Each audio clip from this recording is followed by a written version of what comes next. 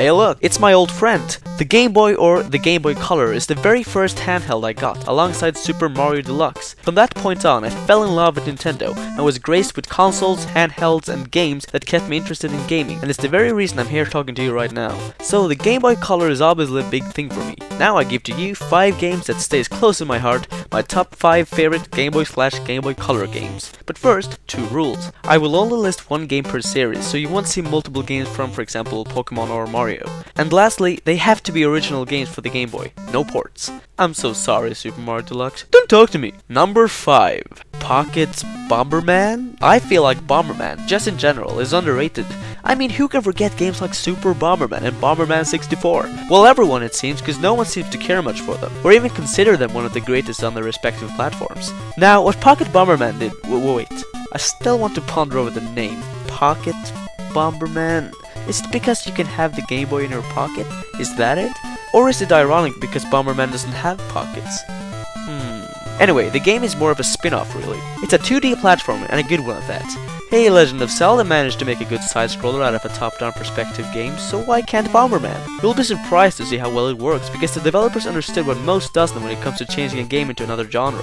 They changed the level design, and that was all they needed in order to make this game good. And whenever you got game over in the story mode and felt down, you could always head on over to jump mode, to lighten yourself up and relax for a couple of minutes, then head back and try again. I'll try not to talk too much about every game on the list, mainly because I might make videos about individual games in the future. Then I would just repeat everything I've said in an earlier video like this, so let's head on over to number 4! Kirbys Dreamland 2. Am I the only one who is absolutely in love with the Kirby music?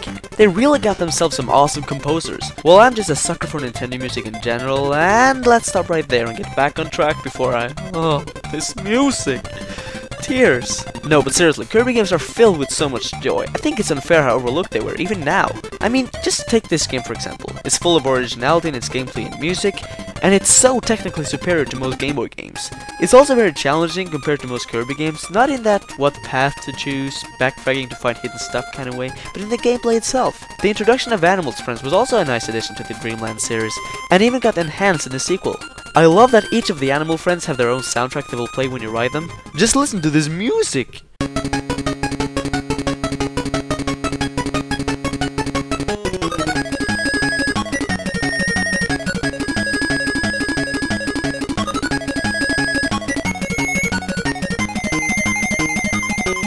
How can any other Game Boy game top this?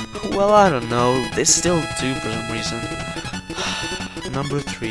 Is it Pokemon yet? What? No. What's that game on the screen, you ask?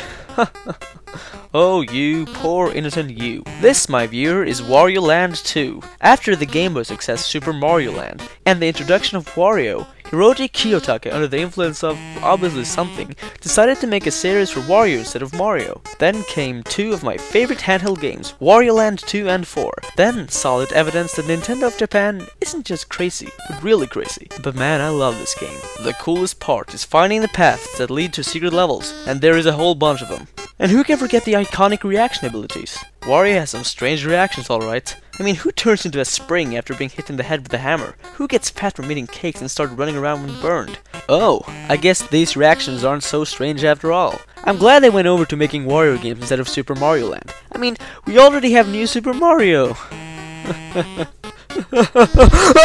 Laughable! So, when will Wario Land 5 see the light of day? Was it Wario World? Wario Land Shake It? Nah. Give us a new Wario Land, goddammit! Next! Is it Pokemon soon? No! Speaking of Super Mario Land, here is Super Mario Land 2, and no, this is not against the rules. These 2 series are not the same. Sure, Wario Land derived from Super Mario Land, but they are nothing alike.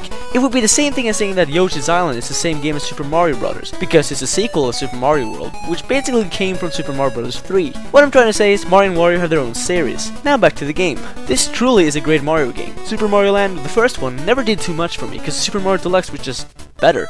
Then this baby comes along and has me questioning Miyamoto's Mario abilities. Well, then again, this isn't nearly as good as Super Mario 3 and World, but it's a Game Boy game. A pretty damn good one at that. Rabbit Mario? enough said.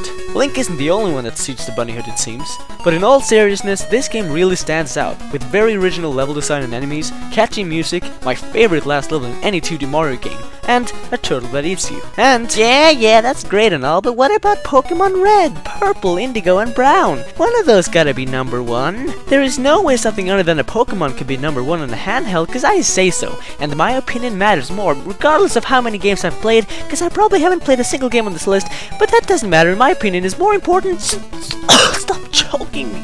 What are you doing? Not sure how he got here, but don't worry, he's gone. It's time for #1. I have a huge thing for Zelda, the games. Link's Awakening might even be my favorite Zelda game, at least for the 2D ones. There are few games that gives me the same sense of adventure. Unlike the usual Zelda format in terms of story and characters, Link's Awakening is in a league of its own. There is no standard rescue the princess to save the land business, even though I do appreciate that. But a game that stands out and in return makes an unique experience. One of the things that made this game for me is the awesome overworld, but nothing tops a rock's feather. Who could have foreseen jumping in a Zelda game would work out? I'm also a sucker for weird characters, enemies, and just stuff in general when it comes to Zelda games, and for a 2D game where character development, expressions, and the like is very limited, I'm impressed in how it turned out. This game is home to some of the strangest stuff I've seen in a Zelda game. The shopkeeper that can instantly kill you, that was it. I think it's unfair how overlooked this game is compared to A Link to the Past. Sure, it brought some revolutionary aspects into the Zelda universe, but so did this game, and whatever they brought along from A Link to the Past was just enhanced. But I guess that's how sequels should work. I just really love this game. Like, just talking about him now makes me want to sit down and play instead of making this video. Screw this, I'm out. Cool, now I get to do the ending. Oh, and here is the real #1. No, you don't! This is my list, get out of here! Yes! That was my top 5 favorite Game Boy/Game Boy Color games. Don't worry, if my explanations weren't good enough and you're not quite sold on the fact that I chose these games, stay tuned, for I will without a doubt make videos about these games in the future, where I go into deep detail, and maybe then you'll understand. Now if you'll excuse me, I'm gonna beat this fanboy up. No. Thank you guys for watching. Shut up! If you wish to support my channel, you could leave some feedback down below, alongside suggestions, and of course, leave a like. Make sure to subscribe to get notified whenever a new video is uploaded, and to boost my will to live. Whoa, that's a bit dark. Wouldn't you feel bad if you didn't subscribe now? You monster! I hope you're ashamed of yourself. There is only one way to make up for what you've done. Head on over to the Owlcrat, my other channel, to watch similar videos, just generally about PC games instead. I expect to see at least one new subscriber by the end of this day, otherwise something terrible will happen to, this guy right here. Ooh, me? Yeah, you, who else? Wait, why would anyone care about you? Oh no, please subscribe, otherwise he'll kill me. Pew! Too late. I'm so good at making videos.